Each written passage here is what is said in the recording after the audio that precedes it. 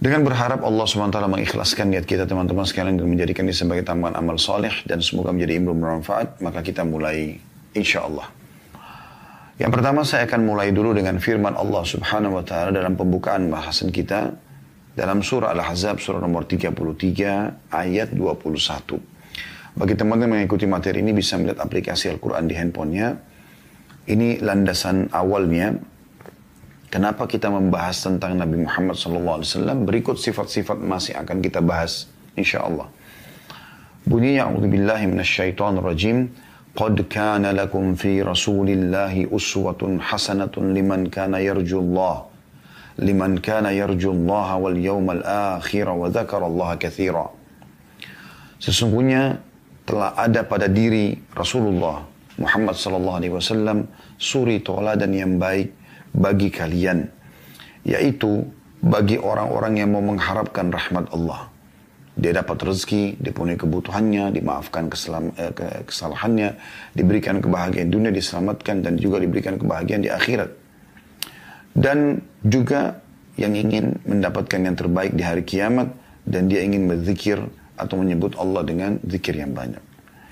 Firman Allah SWT dalam surah Al-Ahzab ayat 21 ini menekankan kepada kita bahwasanya ada anjuran dari langsung sang pencipta Allah agar menjadikan Nabi Muhammad SAW sebagai suri tauladan.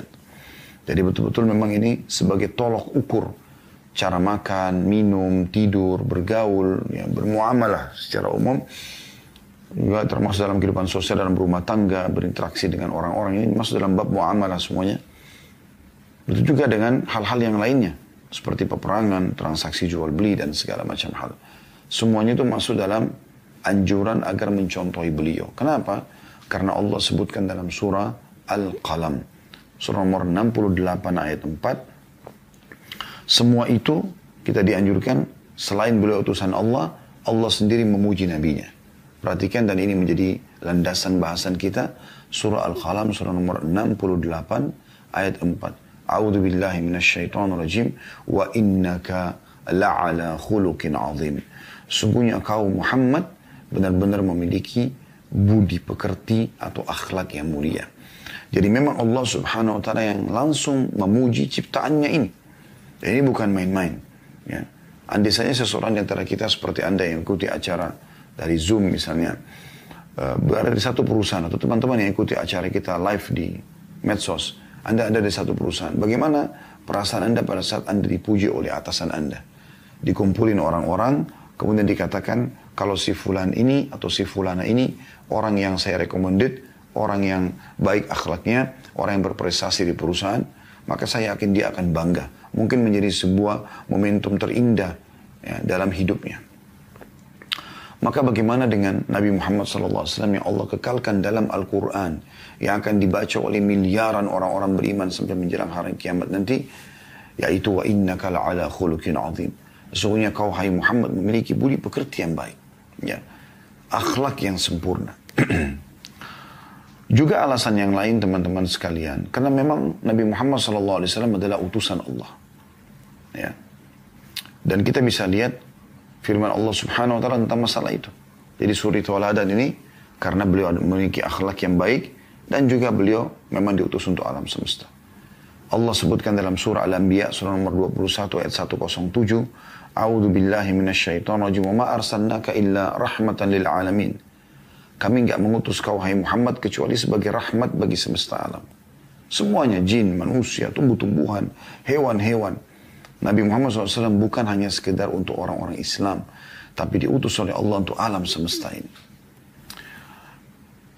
Demikian juga dalam surah Al-A'raf, surah nomor 7 ayat 158, Allah menekankan dan memerintahkan baginda Nabi Muhammad SAW untuk menyampaikan bahwasanya beliau utusan Allah, beliau harus dicontohi segala sesuatunya, diikuti ajarannya. Ya. Al-A'raf 158, A'udzubillahi minasyaitonirrajim. Qul ya ayuhan nasu inni rasulullahi ilaikum jami'a. Al-ayah, yang artinya, katakan hai Muhammad, sebarluaskan, sampaikan kepada semuanya. Bukan hanya orang Arab, bukan hanya orang Muslim, tapi katakan hai manusia. Semuanya, semua suku, semua negara, ya, semua bahasa. Sesungguhnya aku adalah utusan Allah untuk kalian semuanya. Kalau sudah utusan Allah berarti untuk dicontohi, ya, diikuti. Akhlaknya, ya, anjuran-anjurannya, tuntunannya, dan menjauhi semua apa yang dilarang. Demikian pula dalam surah Saba ayat 28 Allah Subhanahu wa taala berfirman, A'udzu billahi minasyaitonir rajim. Wa ma arsalnaka illa kaffatan lin-nasi basyiran wa nadhira walakin aktsaran nasi la ya'lamun. Kami enggak mengutus engkau hai Muhammad melainkan kepada umat manusia seluruhnya. Sebagai pembawa berita gembira, maksudnya berita gembira kepada orang-orang beriman, karena dengan mereka patuh, mereka menjalankan perintah-perintah yang wajib ataupun sunnah, maka mereka akan mendapatkan balasan kebahagiaan dunia, ya, rezeki, dan juga di akhirat akan selamat masuk ke dalam surga. Dan sebagai pemberi peringatan, maksudnya bagi orang-orang yang melanggar, agar mereka hati-hati. Ada ancaman-ancaman hukuman di dunia dan juga hukuman di akhirat nanti. Tetapi sayangnya, kebanyakan manusia tidak mengetahuinya. Maksudnya tidak mau belajar, tidak mau cari tahu. Mereka lalai. Tapi saksi bahasan kita, kami tidak mengutus ke engkau hai Muhammad kecuali untuk alam semesta. Memang untuk menjadi contoh. Nah ini yang masih luput dari banyak kaum muslimin teman-teman sekalian. Kita masih menganggap Nabi Muhammad SAW adalah untuk kita saja. Sehingga kita pun kalau beriman pada risalah beliau, kemudian kita contohi akhlak-akhlaknya, kita terapkan syariat yang dibawa oleh beliau, kita menginjakan tuntunan atau anjurannya atau perintahnya dan kita tinggalkan larangannya, maka sebatas itu saja. Seakan-akan hanya untuk umat Islam. Tidak. Kita menyebarluaskan, menyampaikan kepada mereka tentang masalah perintah-perintah Allah Subhanahu wa taala, termasuk masalah akhlak ini. Memang umat Islam menjadi contoh dalam masalah kejujuran, kedermawanan, ya, tepat janji, ya, balas budi, ya, berterima kasih dan segala macam hal. Demikian pula Allah Subhanahu wa taala ingatkan dalam surah Al-Furqan ayat 1. A'udzu billahi minasyaitonir rajim. Tabarakalladzi nazzala al-furqana 'ala 'abdihi liyakuna lil alamina nadhira. Ya. Segala puji atau maha suci Allah yang telah menurunkan Al-Furqan atau Al-Quran kepada hambanya Muhammad sallallahu alaihi wasallam. Untuk apa? Agar dia Muhammad SAW menjadi pemberi peringatan kepada seluruh alam. Agar dia menjadi contoh bagi mereka. Nah, ini dalam segala hal. Dalam menyampaikan agama Allah SWT dan juga menjadi contoh. Dia adalah orang yang paling layak untuk dijadikan sebagai idola. Suri tauladan di sini, ya. Dicontohi semua kehidupan beliau. Diciplak hidup beliau. Demikian pula dalam statement atau dari ayat-ayat ini semua, ya. Ada cukup banyak ayat tapi saya langkahi saja. Ada beberapa yang saya susun. Namun ada yang saya ingin titik beratkan karena masih ada banyak poin-poin yang akan kita bahas tentang akhlak Nabi SAW. Dari semua ayat yang tadi kita bacakan itu, ada statement yang menarik dari Ibnu Taimiyah rahimahullah. Beliau mengatakan, wajib bagi manusia untuk mengetahui bahwasannya Allah Azza wa Jal, Allah yang maha mulia dan maha tinggi telah mengutus Muhammad SAW kepada manusia dan jin. Dan wajib bagi mereka untuk beriman kepada beliau dan beriman dengan wahyu yang beliau bawa dan mentaati beliau. Mereka manusia harus, atau mereka dalam kurung manusia, harus menghalalkan yang Allah dan Rasulnya halalkan dan mengharamkan apa yang diharamkan oleh keduanya. Mereka harus pula mencintai yang Allah dan Rasulnya Sallallahu Alaihi Wasallam cintai dan membenci yang Allah dan Rasulnya benci. Setiap orang yang telah tegak hujjah atau telah sampai padanya argumentasi dengan risalah atau wahyu, dalam kurung wahyu, Muhammad SAW dari kalangan manusia dan jin, kemudian tidak beriman padanya, maka berhak mendapatkan siksa dari Allah Subhanahu wa Ta'ala. Sebagaimana orang kafir yang telah diutus Rasul bagi mereka, seperti kaum Lut, kaum Saleh, kaum Shu'aib, kaum Nuh, ya, kaum-kaum nabi-nabi sebelum Nabi Muhammad SAW yang kufur, maka mereka dihukum oleh Allah Subhanahu wa Ta'ala. Inilah landasan yang telah disepakati oleh sahabat-sahabat Nabi Ridwanullahi alaihim, para tabi'in, ya, orang-orang yang belajar dari para sahabat Nabi, ya, dan juga para imam kaum muslimin, ulama-ulama kaum muslimin, dan seluruh kelompok kaum muslimin yang merupakan ahli sunnah wal jamaah, dan selain mereka. Artinya, yang disampaikan oleh Ibnu Taimiyah ini sesuatu poin penting, teman-teman sekalian. Kita bukan hanya sekedar membahas, oh akhlak Nabi itu ramah, jujur, amanah, dermawan. Ini loh keutamaannya, lalu Anda amalkan. Bukan cuma itu. Sebelum itu semua, kita harus faham bahwasanya Rasulullah SAW memang diutus untuk alam semesta. Jadi Islam yang beliau bawa, akhlak yang beliau contohkan, bukan hanya untuk kita, tapi untuk kita sebarluaskan kepada orang-orang. Untuk kita contohkan kepada mereka. Biarkan dunia menyaksikan bahwasanya umat Islam itu jujur, karena Rasulullah SAW utusan Allah kepada mereka jujur. Kita semua amanah, karena memang Nabi SAW amanah. Kita contohi beliau dan memang beliau perintahkan untuk beramanah. Kita semua berbakti dengan orang tua. Karena memang itu adalah bagian daripada perintah beliau SAW. Dan seterusnya. Serta kita menjauhi semua sifat-sifat buruk. Dari bohong, menipu, menggunjing, memfitnah, memukul, mencuri. Mengganggu orang lain. Ya. Karena memang Nabi SAW jauh dari semua itu. Dan beliau melarang itu semuanya. Jadi lingkupnya bukan hanya sekedar untuk umat Islam. Tapi untuk seluruh alam semesta. Di saat umat Islam menerapkan apa yang diajarkan Nabi SAW, disitulah akan nampak bagaimana besarnya efek daripada keislaman itu. Bukankah kita sudah baca dalam sejarah bagaimana Islam masuk di Nusantara ini dikarenakan ya, akhlak para pedagang kaum muslimin yang jujur, yang ramah, sehingga membuat masyarakat Indonesia pada saat itu merasa kagum dan akhirnya mereka tertarik dan menanyakan tentang agama ini. Dan begitu dicontohkan oleh Nabi SAW. Beliau pernah didatangi oleh seorang pendeta Yahudi, kisah yang menarik. Yahudi ini kebetulan pernah Nabi SAW punya utang piutang sama orang ini. Dan punya akad waktu pembayaran. Sebelum tiba masa pembayaran, orang ini lalu datang kepada Nabi Muhammad SAW di masjid beliau. Beliau lagi duduk berhadapan dengan para sahabat. Atau lagi ya, berhadap-hadapan dengan para sahabat. Tanpa banyak bicara, orang Yahudi ini tiba-tiba berdiri di sebelah Nabi SAW. Dan beliau menggunakan imamah. Ada lilitan kain imamah yang jatuh terulai ya, di pundak beliau SAW. Lalu kemudian orang Yahudi ini menarik tadi. Ya, yang dari sebelah sini ditarik ya. Karena tadi kan ada lilitan di leher beliau SAW. Kemudian ditariklah dari sini ya. Ditarik dari belakang itu. Dengan keras hingga leher beliau kecekik. Orang Yahudi berani melakukan itu di hadapan para sahabat. Dan berarti benar pada Nabi Muhammad SAW. Tanpa banyak bicara, sahabat semuanya marah. Umar bin Khattab tiba-tiba hanuskan pedang. Lalu mengatakan, ya Rasulullah, izinkan saya tebas lehernya orang Yahudi. Maka Nabi SAW memberikan isyarat kepada para sahabat agar tenang. Jangan buru-buru. Sambil dalam kondisi tercekik, Nabi Muhammad SAW masih dengan tenang menjawab, mengatakan, ada apa wahai Yahudi? Dia mengatakan, wahai Muhammad, bayar utangmu. Sungguh kalian kaum Quraisy suka menunda-nunda membayar utang. Bayangkan, sudah kasar caranya mencekik dan ngomongnya kasar lagi. Maka kata Nabi SAW, dalam kondisi masih dicekik, akhirnya ditarik imamanya. Beliau mengatakan, bukankah ya, belum tiba waktunya? Karena ada kesepakatan gitu.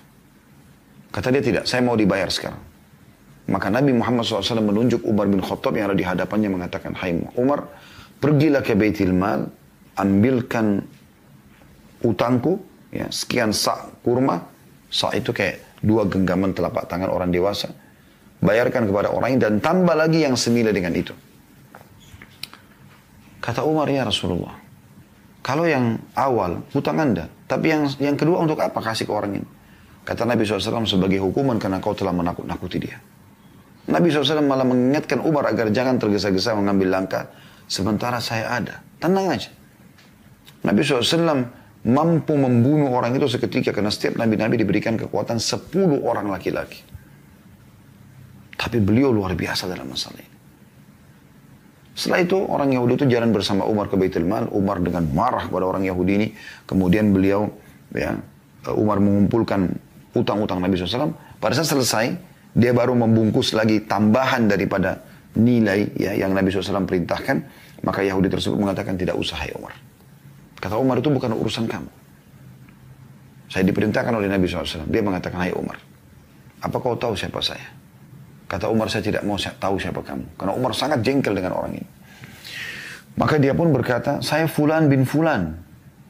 Namanya ini ternyata nama seorang pendeta Yahudi yang sangat terkenal, sudah lama mau masuk Islam gitu. Tapi Umar belum pernah lihat orangnya. Karena zaman dulu kan orang tidak ada foto, tidak ada segala macam. Maka kata Umar, apa kau benar dia? Dia bilang, iya. Lalu kata Umar, kenapa kau lakukan itu? Sementara kau tahu ini adalah Rasulullah SAW. Apa kata Yahudi tersebut? Hai Umar, apa kau kira saya ini orang gila? Coba renungi. Saya datang ke masjid kalian. Saya cekik Nabi kalian. Saya berkata kasar dengan Nabi kalian. Coba bayangkan. Saya udah tahu konsekuensinya. Saya akan mempertaruhkan nyawa saya ini. Saya akan bisa dibunuh dengan ini.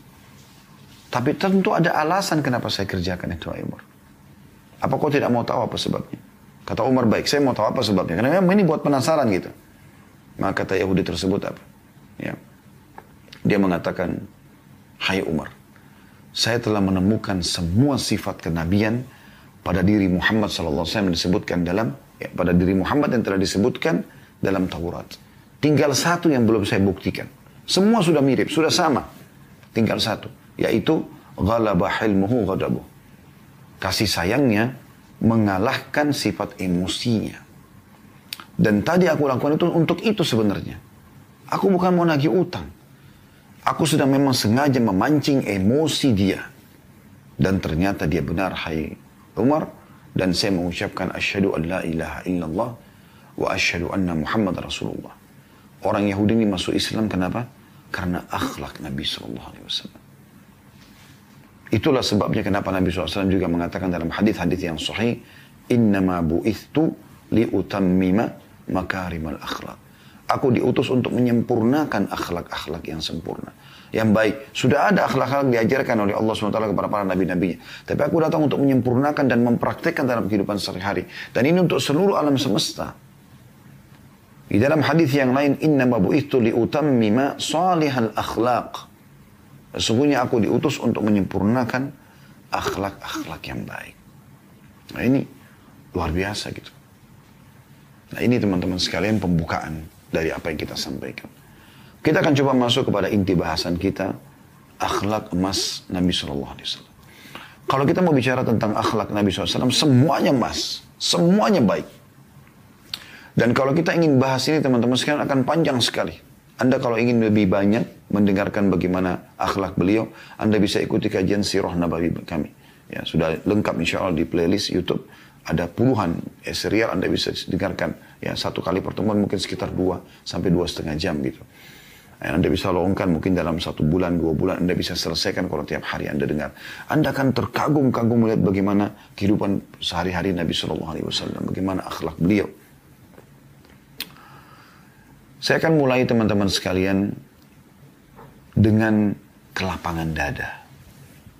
Dan ya, bersihnya hati beliau SAW. Saya kadang-kadang merenungi teman-teman sekalian riwayat-riwayat misalnya tentang penyebutan kalau Nabi SAW itu pada saat beliau wafat di umur 63 tahun, beliau tidak memiliki uban di kepalanya ataupun di jenggotnya kecuali 2-3 lembar. Coba bisa bayangkan.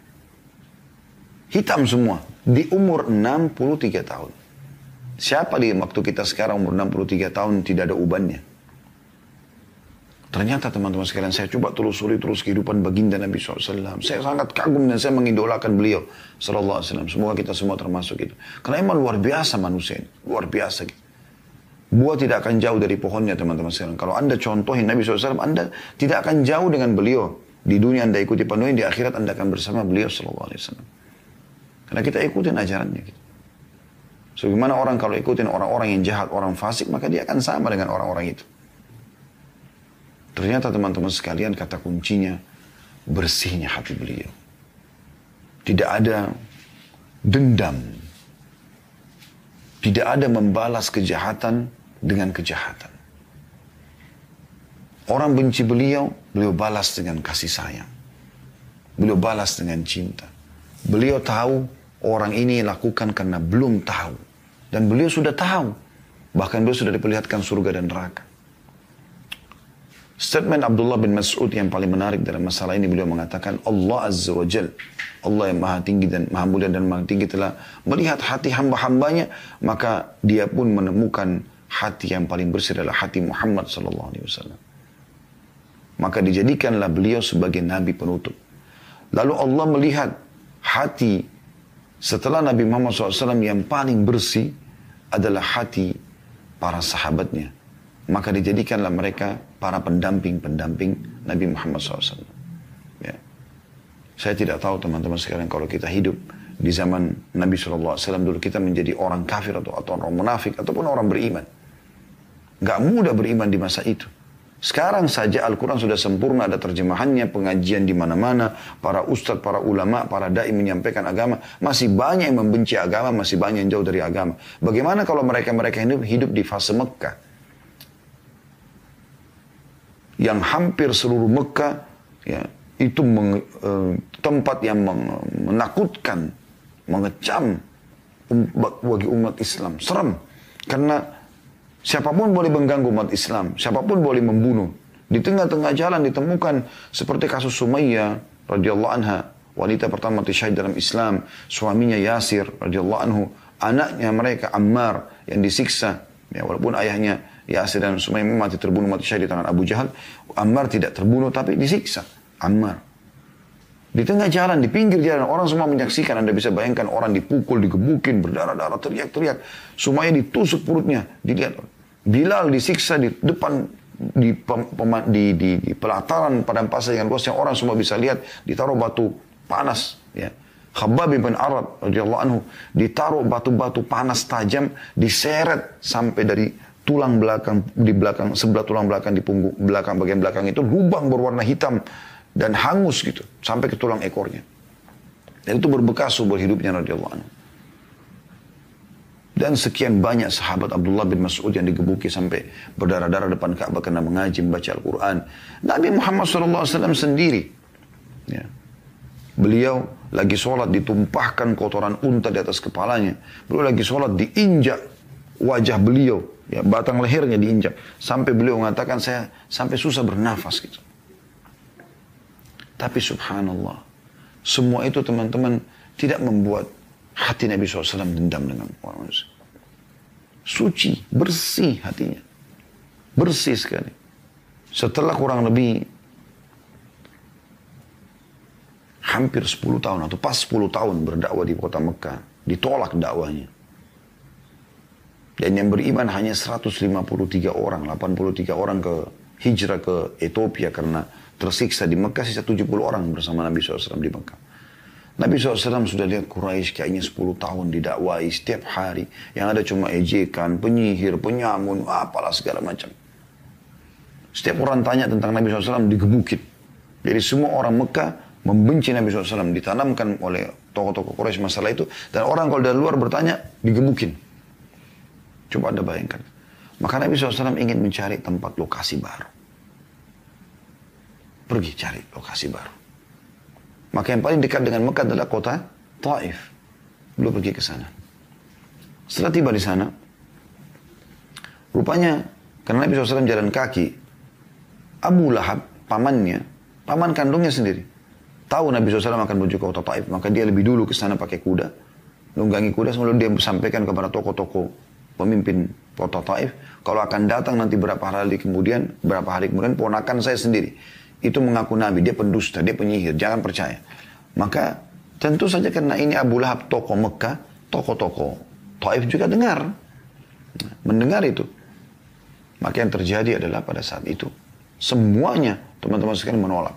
Begitu Nabi SAW tiba, mendakwai mereka, yang pertama penolakan. Tidak cukup sampai di situ. Setelah ditolak, maka pada saat Nabi SAW mau keluar dari kota Taif, maka pemimpin-pemimpin Taif ini mengatakan kepada masyarakatnya, lempari Muhammad dengan batu. Maka mereka semua pegang batu, ya laki-laki, ya perempuan, ya anak kecil, ya orang tua, pegang batu, dan semuanya ramai-ramai melempari kaki Nabi SAW yang sedang diangkat. Anda bisa bayangkan sakitnya. Turun dalam kondisi sudah luka karena banyak batu. Ya, satu kota ini. Kanan dilempari pada saat diangkat, sudah kesakitan diturunkan. Yang kiri diangkat, dilempar lagi. Begitu terus, sampai beliau keluar dari kota Taif. Itu satu kota ini bukan main-main gitu. Saya tidak bisa bayangkan bagaimana luar biasa lapang dadanya beliau sallallahu alaihi wasallam. Luar biasa gitu. Setelah keluar dari pintu gerbang kota Taif, ditutup pintu gerbangnya. Dalam kondisi keringatan di siang hari, panas, luka-luka. Beliau sudah tidak tahu secara manusia harus kemana. Di Mekah ditolak, di Taif ditolak. Pada saat itu betul-betul tidak tahu harus kemana. Ya. Maka beliau pun duduk di bawah sebuah pohon lalu berbicara dengan Allah Tuhannya. Ya Allah, kemanakah engkau akan arahkan hidupku? Karena beliau belum tahu. Gitu. Ke sebuah masa depan yang belum jelaskan. Atau ke musuh yang akan menggangguku. Karena di Mekah tolak, di Taif ditolak. Lalu mau kemana lagi nih? Gitu. Tapi kalau seandainya engkau tidak marah padaku ya Allah, aku tidak peduli. Maka di saat itu Allah subhanahu wa ta'ala mendengarkan doa Nabi Muhammad SAW dan keluhannya. Diutus Jibril bersama dengan malaikat gunung. Yang ngurus gunung-gunung semua di muka bumi ini. Lalu kemudian kata Jibril, hai Muhammad, Tuhanmu telah mendengar keluhanmu dan ketahuilah bersama aku sekarang malaikat yang khusus mengurus gunung-gunung. Perintahkan saja sama dia agar gunung-gunung dua kota ini, Mekah dan Taif ini, semuanya disatuin, hancur lebur sejarahnya dua kota ini. Habis ceritanya. Karena nolak dakwah. Dan ketahuilah, setelah itu pun dakwahmu akan tersebar. Atau opsi lainnya. Kau bersabar, berlapang dada. Ya. Dan juga dakwahmu akan tersebar. Apa kata Nabi SAW? Boleh bisa saja kalau cuma kayak kita, dendam. Kadang-kadang kita subhanallah orang yang tidak mau bayar utang aja. Udah kita minta supaya Allah hancurin. Supaya Allah binasakan. Orang cuma fitnah kita, langsung kita minta binasakan. Bagaimana dengan keadaan Nabi SAW yang luar biasa? Maka beliau mengatakan, aku memilih agar memaafkan mereka. Dan semoga aku berharap Allah keluarkan dari keturunan mereka orang yang beriman kepada Allah. Dan subhanallah betul. Satu kota Taif beriman kepada Nabi SAW setelah pembebasan kota Makkah dan setelah perang Hunain. Dan keluar orang-orang yang luar biasa dari kota Taif. Di antaranya yang paling masyhur adalah Abdurrahman ibn Sakhr atau dikenal dengan Abu Hurairah. Perawi hadis yang paling banyak dari kalangan laki-laki. Dari Mekah, Abu Jahal, orang yang paling benci Nabi Muhammad SAW, dikenal dengan Fir'aun umat ini, keluar Ikrimah bin Abi Jahal.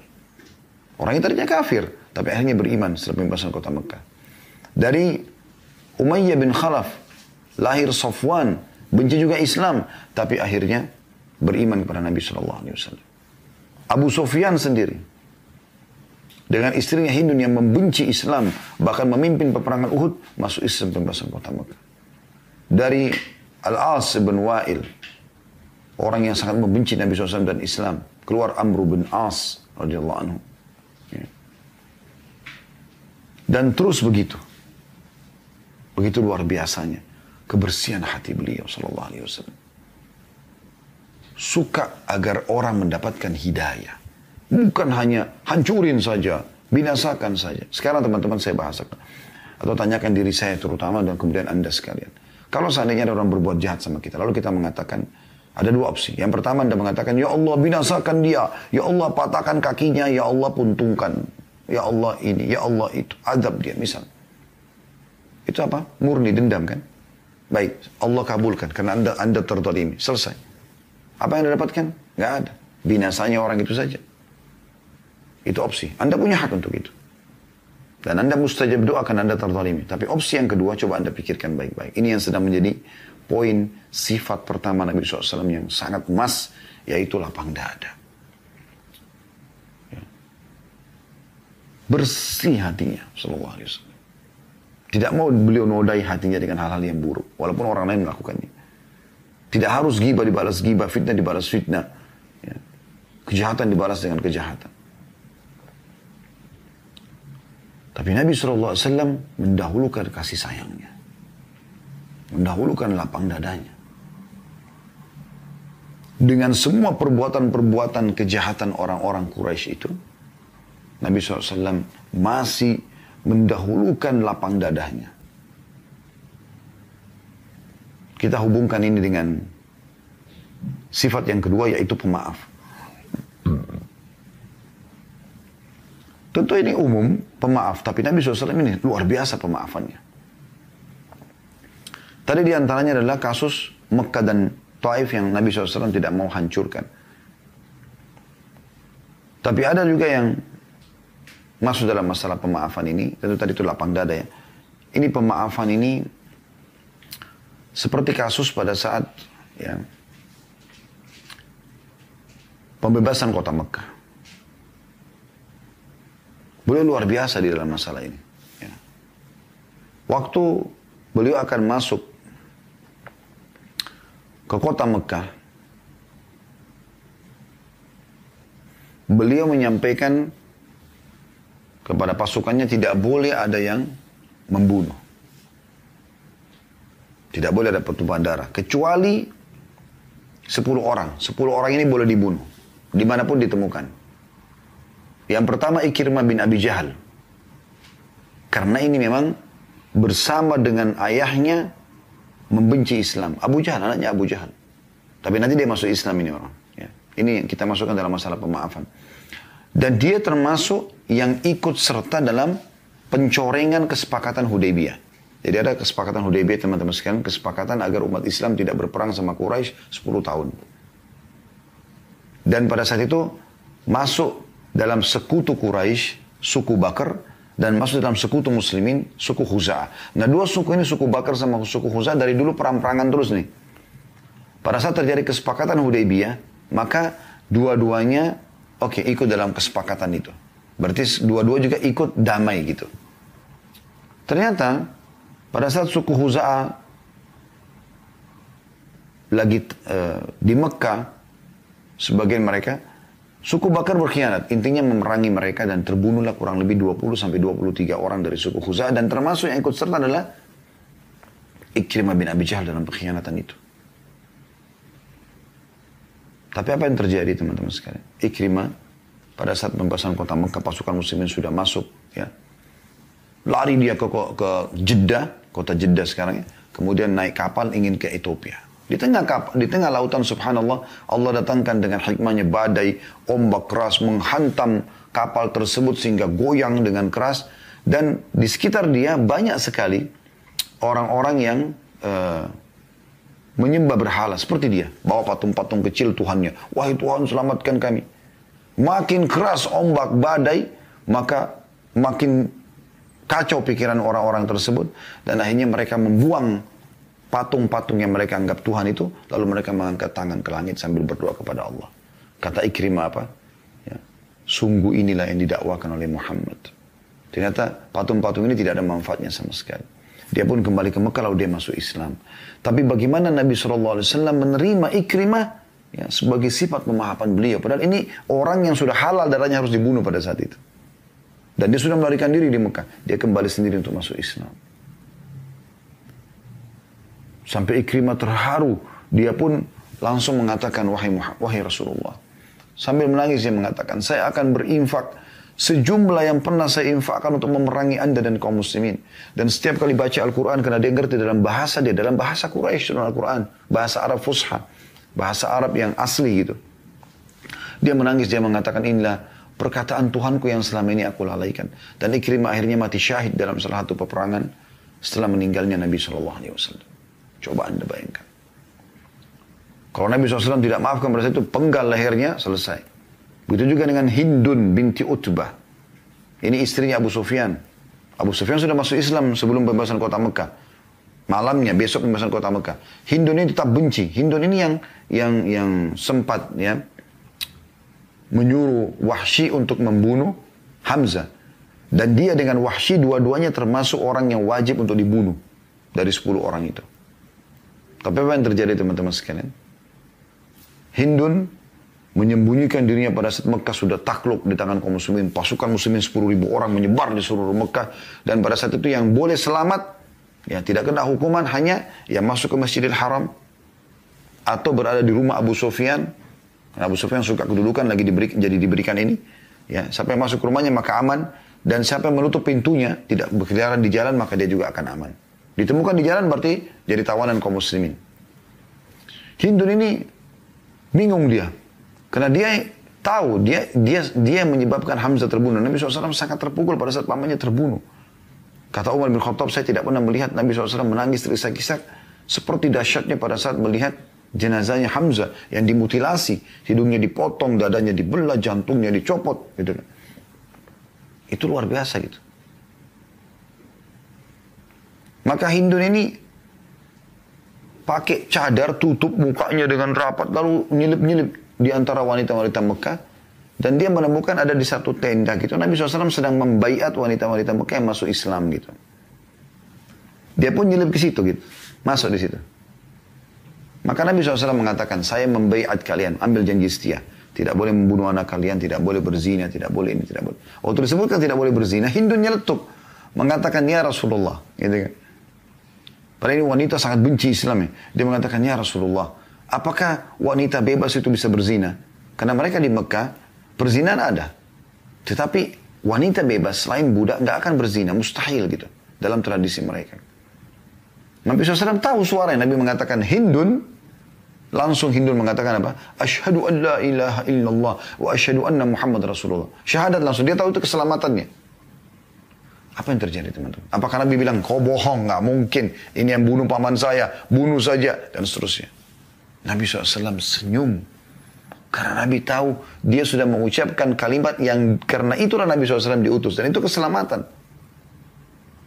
Maka beliau memaafkan Hindun dan menerima keislamannya. Begitu juga dengan Wahsy. Salah satu dari 10 orang yang diancam harus dibunuh.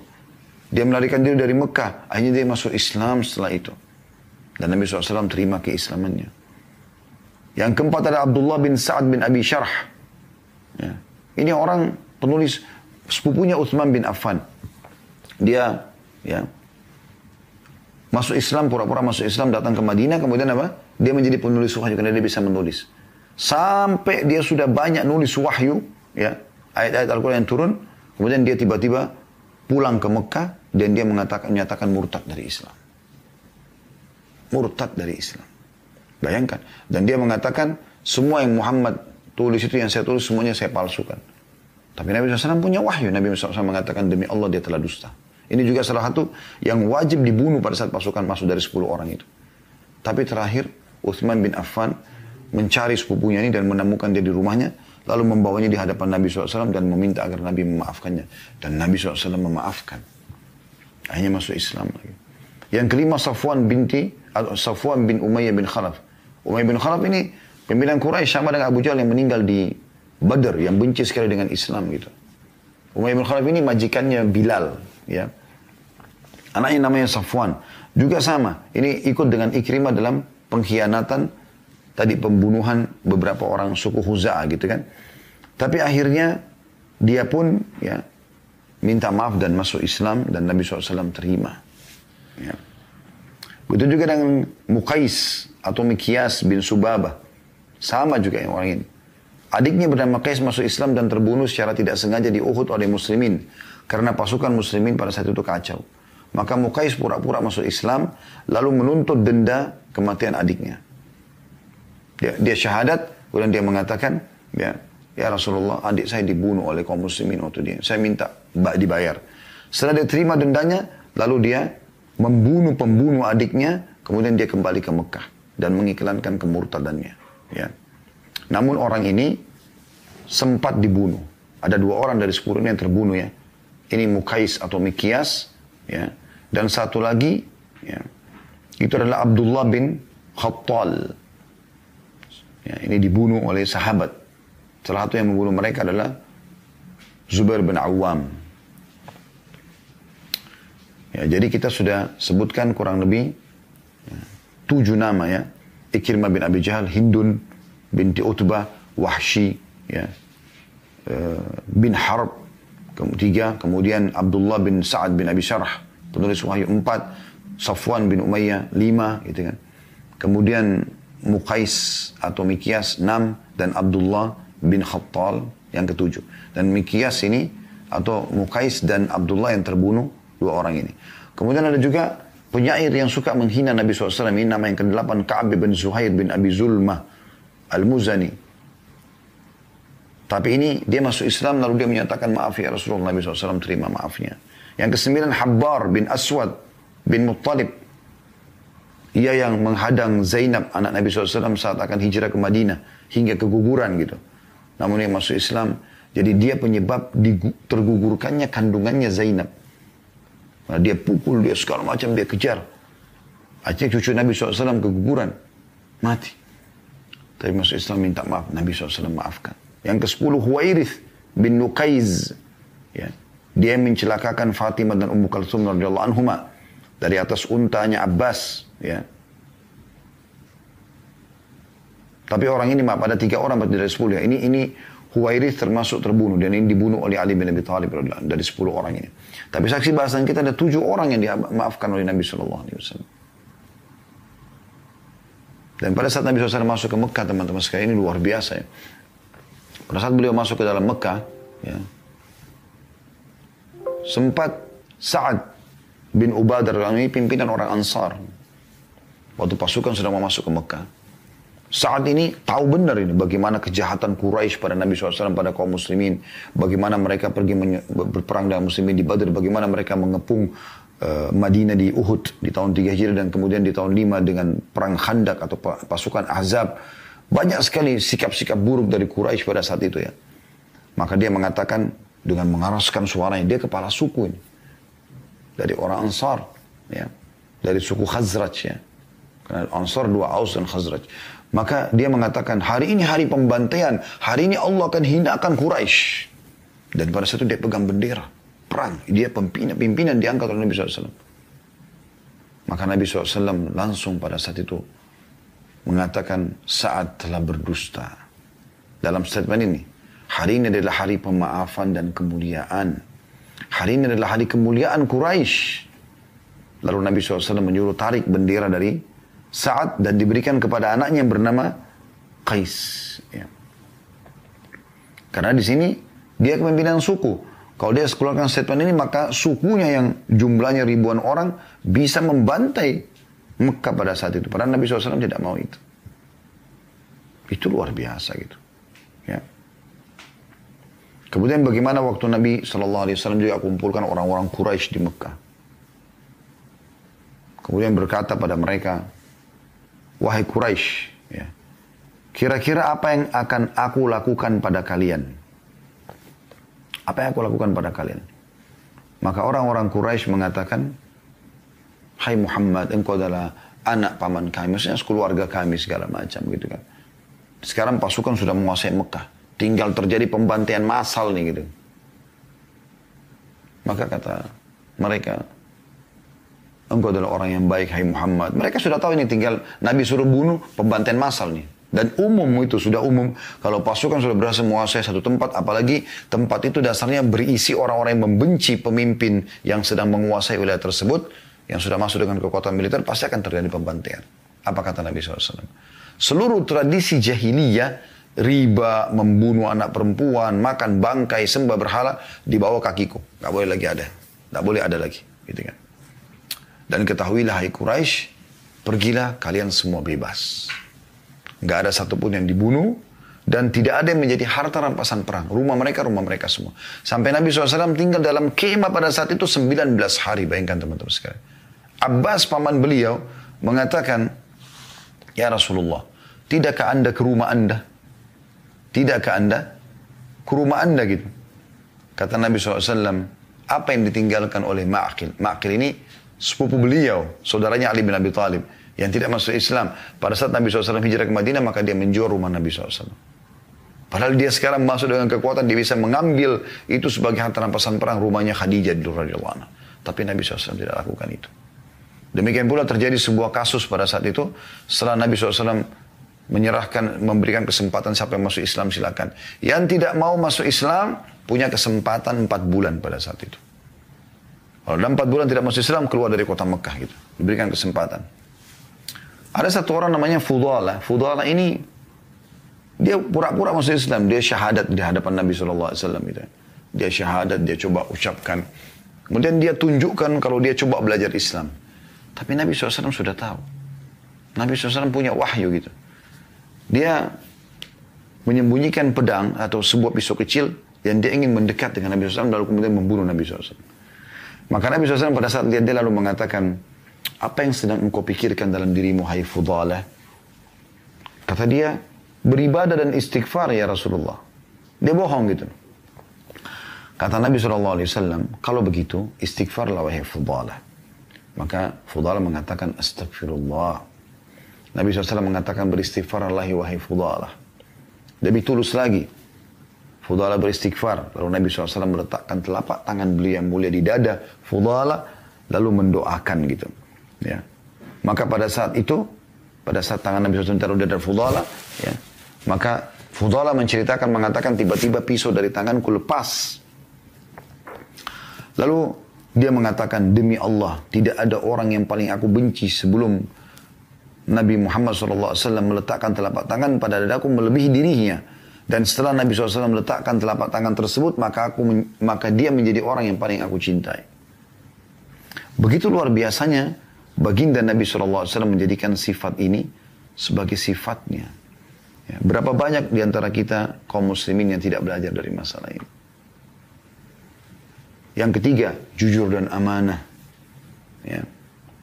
Sebagaimana kita tahu, Nabi SAW ini tidak pernah bohong seumur hidupnya.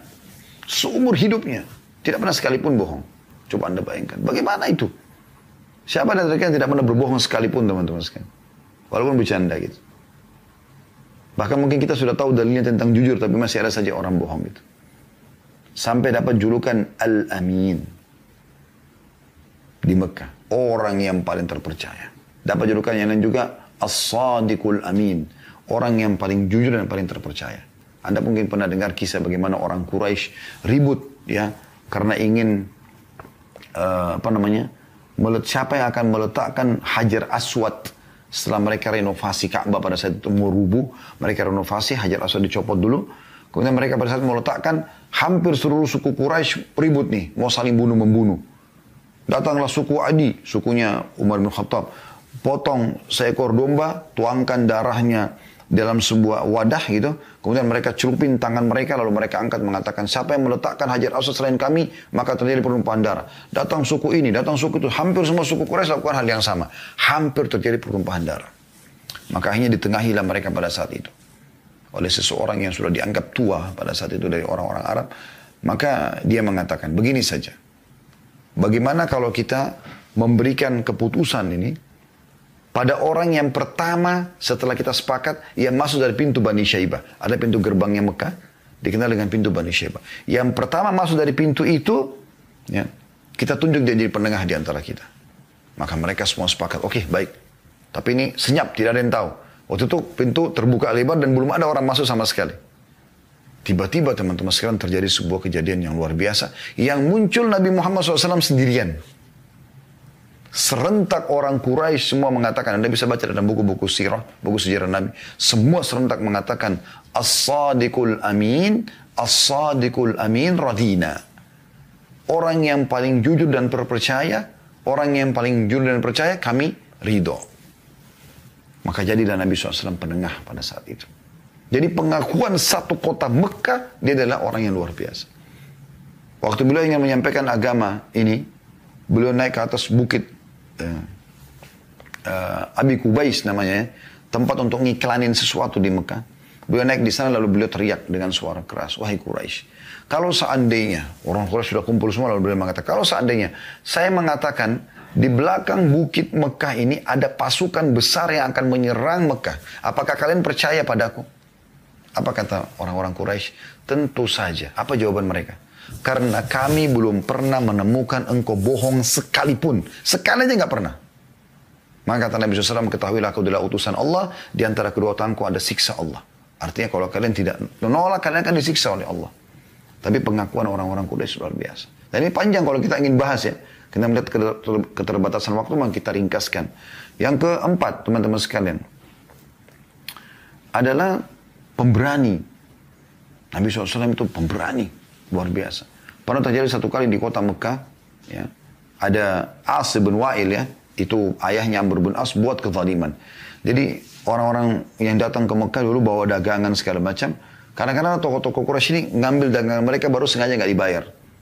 Dan kalau orang tahu, kalau dia mengeluh, siapa yang ambil barangnya tidak ada yang Tidak ada yang mau tolong kalau itu adalah tokoh Quraisy yang mengambilnya. Satu waktu As bin Wa'il ini buat segitu kezaliman. Maka beberapa anak-anak muda Mekah sepakat mengangkat pedang mereka untuk membela orang-orang yang terzalimi seperti itu. Dan Nabi SAW ada di situ, masuk dalam Hilful Fudul. Mereka mendatangi rumah As bin Wa'il sambil mengatakan, kembalikan hak orang ini atau darah akan tertumpahkan. Sampai kata Nabi SAW, kalau seandainya setelah Islam pun aku dipanggil untuk Hilful Fudul, maka aku akan menjawabnya. Di kota Madinah juga pernah terjadi satu kali, teman-teman sekalian, pada saat itu ada suara bising ribut di malam hari, seperti ada gemuruh orang yang mau berbuat kekacauan di kota Madinah. Maka orang-orang Madinah, masyarakat muslim pada rame-rame kumpul, kemudian mereka coba mendatangi suara tersebut. Ternyata pada saat mereka tiba di sana, mereka temukan ada seseorang yang naik kuda dari kejauhan, memegang pedang di tangan kanannya, obor di tangan kirinya. Mereka belum tahu siapa, dan suara itu sudah hilang gitu. Pada saat mendekat, mereka menemukan Nabi Muhammad SAW. Beliau sebagai pemimpin bukan tidur enak, suruh orang saja. Beliau yang sendirian pergi menghilangkan, mengecek suara kekacauan di kota Madinah di malam hari. Dan Ali bin Abi Thalib mengatakan radhiyallahu anhu, kalau perang sedang berkecamuk besar dan kami khawatir, gitu kan, kami sudah merasa butuh tempat untuk bersandar, maka kami semua bersandar ya di belakang Nabi SAW. Makanya beliau pun mengajar kepada kita agar berlindung dari sifat pengecut, ya. Allahumma a'udzubika minal ajzi wal kasali wa a'udzubika minal jubni wal bukhl. Jubn ini adalah sifat pengecut, ya. Dan pernah ada sahabat yang mengatakan, ya Rasulullah, bagaimana kalau ada orang mau mengambil hartaku? Kata Nabi SAW, lawan dia. Suruh lawan. Bukan Nabi bilang berikan. Kata orang tersebut, ya Rasulullah, kalau aku membunuhnya, kata Nabi SAW, kau tidak berdosa. Kalau aku dibunuh, kata Nabi SAW, engkau mati syahid. Begitu Nabi SAW ajarkan kepada kita. Sifat pemberani. Tapi pada kebenaran gitu ya. Pada kebenaran. Beliau juga tepat janji. Ya. Ini sifat selanjutnya. Ya, mungkin yang kelima ya. Ini cukup banyak. Beliau kesepakatan Hudaybiyah beliau tidak khianati. Semua yang beliau sudah janjikan pasti beliau kasih gitu kan. Di antaranya adalah yang kita bisa angkat sini contoh saja. Kisah Suraka bin Malik radhiyallahu anhu. Suraka bin Malik ini pada saat Nabi SAW hijrah ke Madinah bersama Abu Bakar, maka orang-orang Quraisy mengiklankan siapa yang bisa menangkap Muhammad, mendatangkan hidup atau mati dapat 100 ekor unta. Maka banyak orang yang coba mencari. Suraka bin Malik berhasil, dia mengejar Nabi Muhammad SAW dan menemukan. Ringkas ceritanya begitu, tentu panjang ceritanya, tapi dia mendapatkan gitu. Dari kejauhan sampai dia berhasil bisa melemparkan anak panahnya. Maka Abu Bakar pun gelisah lalu mengatakan, ya Rasulullah, Suraka datang. Nabi SAW dengan tenang tetap membaca Al-Quran sambil jalan. Akhirnya Allah tenggelamkan kudanya Suraka dan dia. Tidak bisa dia berdiri. Maka dia tahu ini adalah hukuman gitu. Maka dia pun mengatakan, hai Muhammad, maafkan saya. Dan saya janji tidak akan mengulanginya. Ringkas ceritanya begitu. Maka akhirnya dia pun dibebaskan oleh Nabi SAW. Lalu dia mengatakan, wahai Muhammad, tuliskan untukku surat keamanan. Maka Nabi SAW suruh Abu Bakar tulis surat keamanan. Kalau Suraka bin Malik akan aman dari kaum muslimin. Pokoknya Suraka bin Malik tidak masuk Islam. Dia pegang surat itu, dia pegang sampai pembebasan kota Mekah. Dari awal kurang lebih berarti 10 tahunan ya. Surat itu dipegang sama dia. Kurang lebih 9-10 tahun. Setelah masuk kota Mekah, dia masuk dalam tawanan, dia perlihatkan surat tersebut. Dan waktu Nabi SAW diperlihatkan, Nabi SAW mengatakan, iya, hari ini hari penempatan janji. Maka dimaafkanlah Suraka. Dan Suraka akhirnya masuk Islam. Dan Nabi SAW mengatakan setelah masuk Islam, wahai Suraka, bagaimana perasaanmu kalau dua gelangnya Kisra Raja Persia pada saat itu, berada di kedua tanganmu? Maka Suraka mengatakan, Kisra, anu Sinwan, Kisra yang raja sekarang ini? Kata Nabi SAW, iya. Setelah Nabi SAW meninggal, Abu Bakar meninggal, di zaman Umar bin Khattab, Persia takluk di tangan kaum muslimin. Dan salah satu ganima yang besar adalah barang-barang pribadinya Kisra. Di antaranya gelang emasnya, mahkotanya gitu kan, singgasanai dan seterusnya. Nah pada saat Umar bin Khattab lihat Suraka dari Madinah, kata Umar bin Khattab, panggil Suraka bin Malik depan para sahabat. Lalu kata Umar, hai Suraka, apa yang Nabi SAW sampaikan kepadamu pada saat kau mengejar Nabi mau ke Madinah, mau hijrah?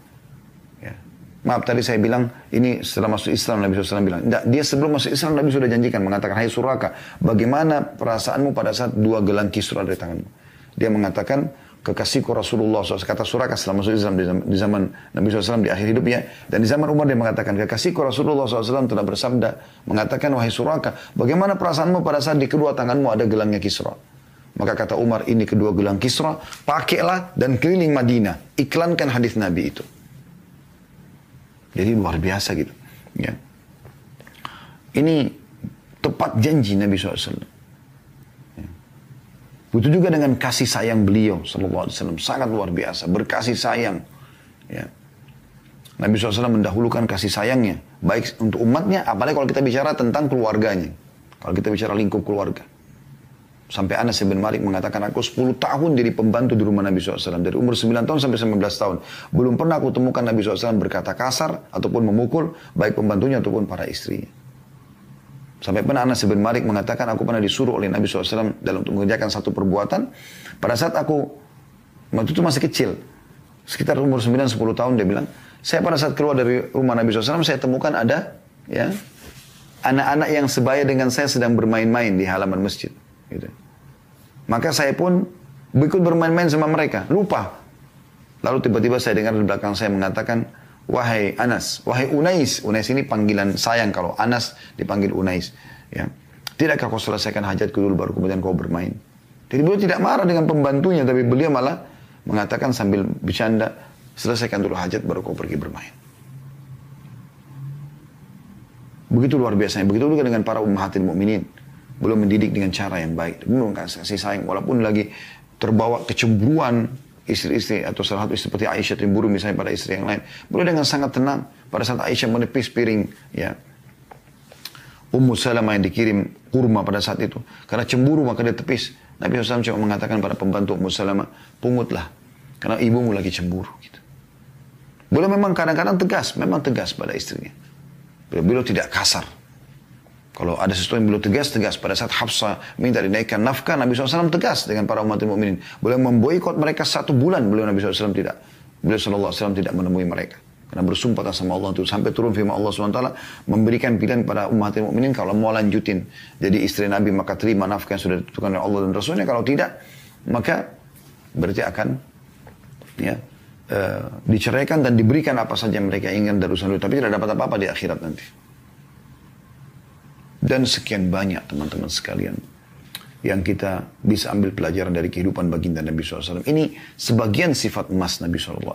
Yang mudah-mudahan ini saya berharap bisa menambah informasi buat kita semua. Dan insya Allah sekali lagi ini tidak cukup dengan 1 kali pertemuan teman-teman sekalian. Untuk membahas sifat-sifat emas Nabi SAW. Tapi ini garis besarnya. Ya, Allah